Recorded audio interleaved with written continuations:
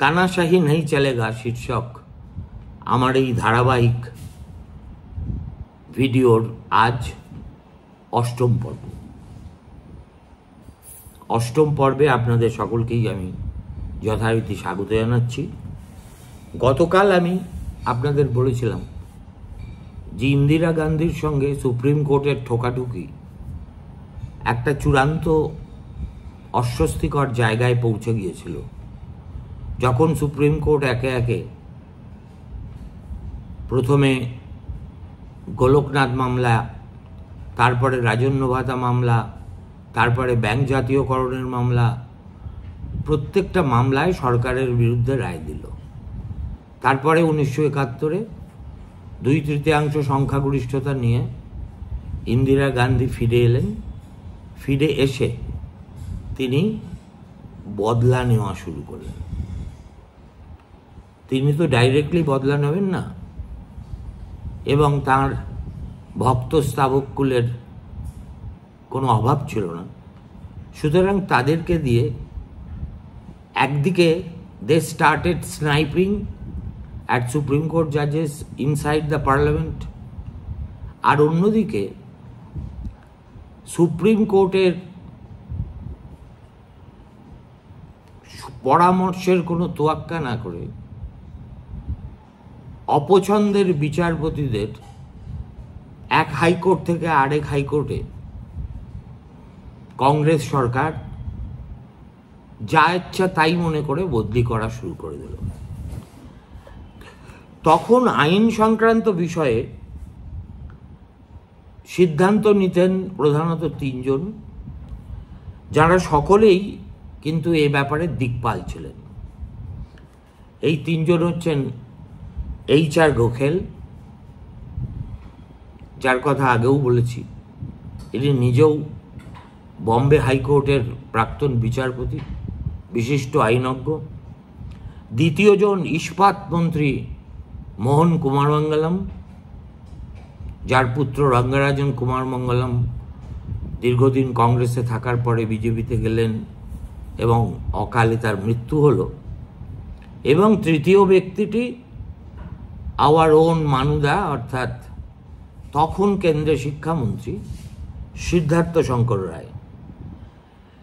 সে সময় ভারতবর্ষের সর্বত্র সব হাইকোর্টে বিচারপতি নিয়োগের ক্ষেত্রে এদের প্রভাব অস্বীকার করার কোনো জায়গাই ছিল না।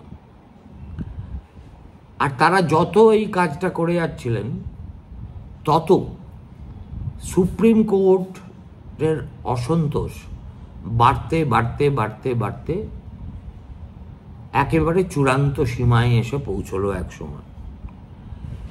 সংবিধানের 24তম সংশোধন নিয়ে সংসদে আলোচনার সময় সরকার পক্ষের কয়েকজন সাংসদ বিচার বিভাগের বিরুদ্ধে এমন সব মন্তব্য করলেন সংসদের ভিতরে দাঁড়িয়ে, যে তৎকালীন প্রধান বিচারপতি SM সিকরি ক্রুদ্ধ হয়ে একটা বেনজির ঘটনা ঘটালেন। সেটা হলো তিনি সোজা তার ক্ষোভ বিশদে ব্যাখ্যা করে সোজা প্রধানমন্ত্রী ইন্দিরা গান্ধীকে একটা চিঠি লিখে বসলেন। তখন বাংলাদেশকে নিয়ে দেশ উত্তাল। ইন্দিরা গান্ধী কিন্তু তবুও সিকরির চিঠির জবাব দিতে অযথা কালক্ষেপ করেননি। এর থেকেই বোঝা যায় আসলে বিচার বিভাগের সঙ্গে তার সরকারের এই বৈরিতার সম্পর্ক যে স্থিতাবস্থায় একটা অসুবিধের সৃষ্টি করতে পারে, সেই সম্পর্কে ইন্দিরা গান্ধী ওয়াকিবহাল ছিলেন। সিকরির চিঠির যে জবাব ইন্দিরা দিয়েছিলেন, তথ্যের খাতিরে, রেকর্ড করার খাতিরে, আমি তার থেকে কিছু নির্বাচিত অংশ বাংলায় অনুবাদ করে আপনাদের পড়ে শোনাচ্ছি, এরপরে কেউ যেন না বলেন যে সিদ্ধার্থ শঙ্কর রায় কি বাংলায় চিঠি লিখেছিলেন। সে যাই হোক, এরকম অনেক অর্বাচীন মন্তব্য আমাকে শুনতে হয়। ইন্দিরা লিখেছিলেন, সংসদে বিতর্কের সময় কেন্দ্রীয় আইনমন্ত্রীর কয়েকটি মন্তব্যে আপনিও আপনার সহকর্মীরা আহত বোধ করেছেন। অর্থাৎ অন্য কেউ নয়, স্বয়ং আইনমন্ত্রী এই সুযোগে একেবারে সুপ্রিম কোর্টের বাপ্পান্ত করেছিলেন সংসদের ভিতরে দাঁড়িয়ে। আপনি তাকে ভালোই চেনেন। অর্থাৎ HR গোখেল তখন দেশের বিশিষ্ট আইনজীবী, বম্বে হাইকোর্টের প্রাক্তন বিচারপতি। তাকে সমস্ত বিচারপতি চিনতেন, ঘনিষ্ঠভাবে চিনতেন। সুপ্রিম কোর্টের প্রধান বিচারপতি তো ছেড়েই দিলাম। কেন্দ্রীয় মন্ত্রিসভায় আমার অন্য দুই সহকর্মী কুমার মঙ্গলম ও সিদ্ধার্থ শঙ্কর রায়, এই দুজনও আপনার অপরিচিত নন। বিচার বিভাগকে শ্রদ্ধা করার মন্ত্রেই এরা সকলে উদ্বুদ্ধ। আপনি এ বিষয়ে নিশ্চিন্ত বোধ করতে পারেন যে আমার সরকার ও ভারতবাসী বরাবর আদালত, বিশেষ করে সর্বোচ্চ আদালতের মর্যাদা রক্ষা করে চলবে। তিনি একদিকে কিন্তু এক্সপোজ করে দিলেন তার সরকারের সেই 3 মস্তিষ্ককে যারা এইসব কুকীর্তির জন্য সে সময় দায়ী ছিলেন। আবার পাশাপাশি একটা প্রফর্মা রিঅ্যাসিওরেন্সও দিলেন সুপ্রিম কোর্টের প্রধান বিচারপতিকে, যে দেখুন, দয়া করে ভাববেন না যে আমরা আপনাদের বিরুদ্ধে। আমরা কেন, এই দেশবাসীর আপনাদের যথেষ্ট সম্মান করি, আমরা শ্রদ্ধা করি, আপনাদের নিরপেক্ষতাকে কুর্নিশ জানাই।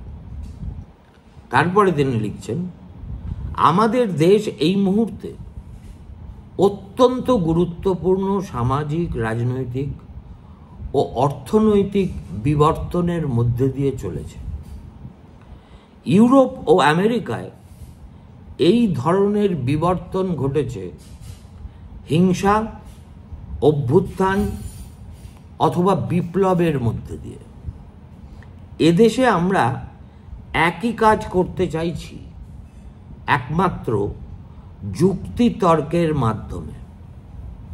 অতএব এমন একটা সময় কখনো সংসদ, কখনো আবার প্রশাসকদের সঙ্গে বিচার বিভাগের ছোটখাটো সংঘাত একরকম অনিবার্য।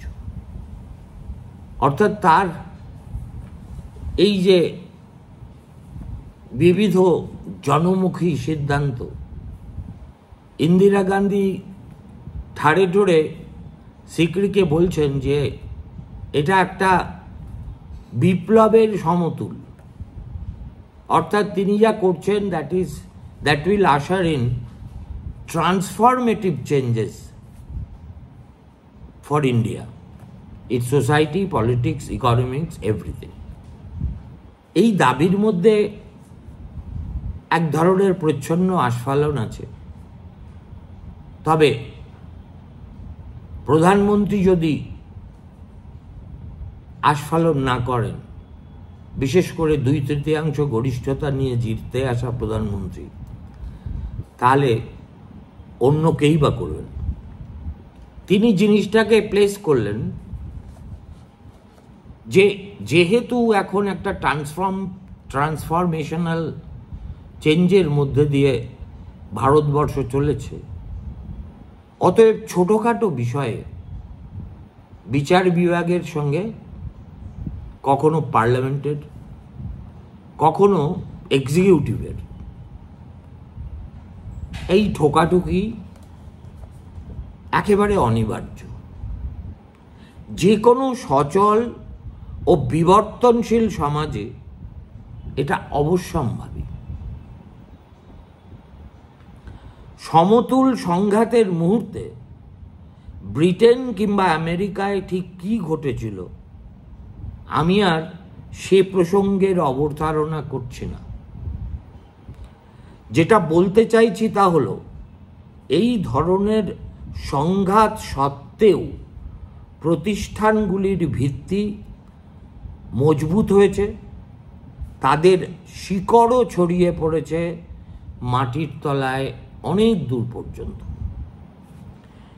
এ কথা ভেবে আমরা অবশ্যই সন্তুষ্ট বোধ করতে পারি যে গত শতকে আমরা একদিকে যেমন বাড়াবাড়ি করা থেকে নিজেদের নিরস্ত রাখতে পেরেছি, অন্যদিকে তেমনি আইন ও বিচার সংক্রান্ত বিষয়ে বিভিন্ন মতামতের প্রশ্নগুলিরও বিচার বিভাগকে কোনোভাবে হেয় না করেই মীমাংসা করতে চেয়েছি।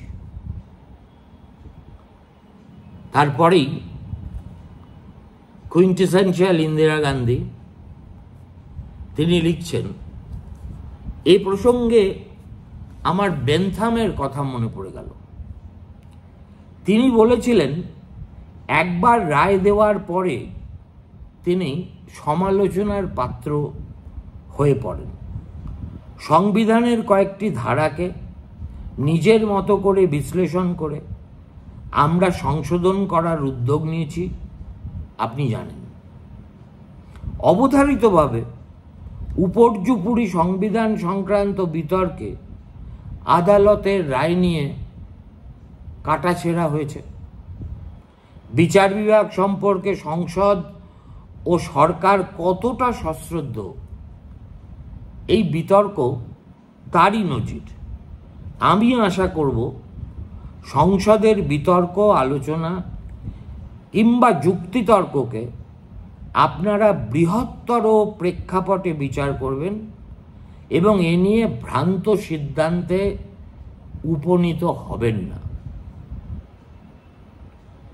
লক্ষ্য করুন, how dignified was her reply, but at the same time how firm she was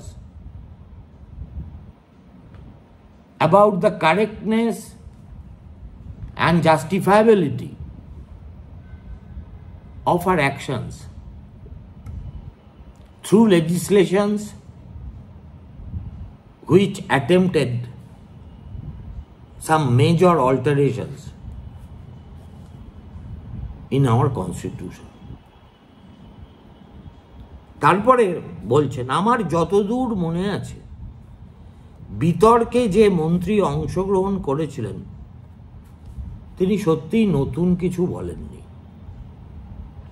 অতীতে অনুরূপ বিষয়ে যা যা বলা হয়েছিল তারা সেসবের পুনরাবৃত্তি করেছেন মাত্র। আপনার বর্তমান সহকর্মী বিচারপতি হেগড়েও একদা সংসদ সদস্য ছিলেন। চতুর্থ সংবিধান সংশোধন নিয়ে আলোচনায় সে সময় তিনি অংশ নিয়েছিলেন এবং বেশ কিছু কড়া মন্তব্য করেছিলেন। আমি নিশ্চিত সুপ্রিম কোর্টের ক্ষমতা কিংবা সম্মানকে অবজ্ঞা করার জন্য তিনি এ কাজ করেননি। আপনার চিঠিতে আপনি যে অনুচ্ছেদটির উল্লেখ করেছেন সেটা আসলে বিচারপতি হেগড়ের ভাষণেরই অংশ মাত্র, এবং সেই অনুচ্ছেদটা কি, যে ব্যক্তিগতভাবে একটি বিষয়ে আমার মনে কোনো দ্বন্দ্ব নেই। আমাদের দেশ প্রগতির পথে যত বেশি করে এগোবে এবং সঠিক দিশা পেয়ে সমাজ যত বেশি করে সুসংহত হবে, ততই আমাদের গৌরবের প্রতিষ্ঠানগুলির সংসদ, বিচার বিভাগ, প্রশাসন কাজকর্মে প্রতিফলিত হবে মৌলিক সামাজিক ঐক্যের বাণী। আইনের সুস্থিতি রক্ষা করার দুটি পূর্ব শর্ত আছে: ভবিষ্যতের দিকে তাকিয়ে অ্যাডজাস্ট ও অ্যাডাপ্ট করার ক্ষমতা, এবং আশ্বস্ত বোধ করার জন্য অতীতের দিকে তাকানো। জনগণের ইচ্ছা অনিচ্ছাই সংসদে প্রতিফলিত হয়। গণতন্ত্রে মানুষের প্রয়োজন কিংবা অভাব অভিযোগ গায়ের জোরে অবদমিত রাখা যায় না। কারণগুলির প্রতিকার ঘটাতে পারলেই একমাত্র তা সম্ভব। এই যে একটা লম্বা অনুচ্ছেদ আমি আপনাদের পড়ে শোনালাম, এটা HR গোখেল পার্লামেন্টে বলেছিলেন। ইন্দিরা গান্ধী সিকরিকে মনে করিয়ে দিচ্ছেন যে এই বক্তব্যের কপিরাইট গোখেলের নয়। একথা প্রথম সংসদে দাঁড়িয়ে যিনি বলেছিলেন, ঘটনাচক্রে তিনি আজ সুপ্রিম কোর্টে আপনার সহকর্মী বিচারপতি জাস্টিস হেগড়ে। অর্থাৎ গঙ্গা জলে গঙ্গা পুজো করেছিলেন আমাদের আইনমন্ত্রী, আর সেটা বুঝতে না পেরে আপনি হয়তো এই মন্তব্যের জন্য ক্ষুণ্ণ হয়েছে। অর্থাৎ ইন্দিরা গান্ধী একই সঙ্গে ঠাড়ে ঠোড়ে সুপ্রিম কোর্টের প্রধান বিচারপতিকে বুঝিয়েও দিলেন যে দেখুন, একজন মানুষ যখন সাংসদের মতো কথা বলেন তখন তার অবস্থান হয় ডক্টর জেকেল, আবার সংসদের পদ ছেড়ে যখন তিনি বিচারপতির সামলা গায়ে দিয়ে বসেন তখন তিনি হয়ে যান মিস্টার হাইড। কিন্তু আসলে তো দুজনেই একই ব্যক্তি। অর্থাৎ ইনকনসিস্টেন্সি যদি কারোর থেকে থাকে তাহলে সেই দায় সুপ্রিম কোর্ট, ভারতীয় সংসদ অথবা প্রশাসকদের উপর চাপাতে পারে না। কেননা প্রশাসকরা যে কাজটা করার চেষ্টা করছে এবং সেই কাজের সমর্থনে আমরা যেসব যুক্তি তত্ত্ব খাড়া করছি, অতীতে তারই সমর্থন করেছেন এমন কিছু মানুষ যারা পরবর্তীকালে বিচারপতি হয়ে এর বিরোধিতা করছেন। বিচার বিভাগ এবং বিচারপতিদের সম্পর্কে তাদের শ্রদ্ধাবোধ নিখাদ এবং প্রশ্নাতীত, এই দাবি করে ইন্দিরা চিঠিটির উপসংহার টেনেছেন এইভাবে: আপনাদের কাছে জাতির প্রত্যাশা হলো ভয় কিংবা অনুগ্রহের কথা ভুলে গিয়ে আপনারা নিরপেক্ষতার উজ্জ্বল ঐতিহ্যকে অনুসরণ করবেন এবং নিজেদের অধিকার প্রতিষ্ঠিত করবেন। ভবিষ্যতে যদি কখনো আপনার মনে হয় আমাকে চিঠি লিখে কিছু জানানো উচিত, দয়া করে তা জানাবেন।